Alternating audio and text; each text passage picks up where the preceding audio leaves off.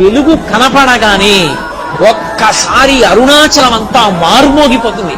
అరుణాచల శివ అరుణాచల శివ అరుణాచల శివ అరుణాచల అని ప్రత్యేకంగా అదే పలుకుతారు. ఆ 4 నామాలు పలుకుతారు. అరుణాచల శివ అరుణాచల శివ అరుణాచల శివ అరుణాచల. ఆ నామం ప్రతిధ్వనించిపోతుంది, దిక్కులు మారుమోగిపోతాయి నామం.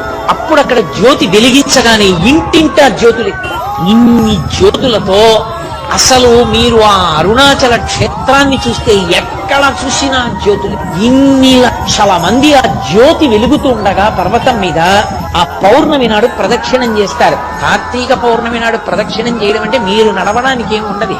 మీరు అంగుళం ఖాళీ వస్తే కాలు కదుపుతూ వెడుతూ ఉండడమే అంతే. అలా తిరుగుతారు. అసలు అది జనం ఇలా ఇలా నడుస్తూ ఆ గిరి చుట్టూ తిరిగే స్థితిని చూడడం అంత అద్భుతంగా ఉంటుంది. కొండంతా జనంతో నిండిపోతుంది. అంత పెద్ద జ్యోతి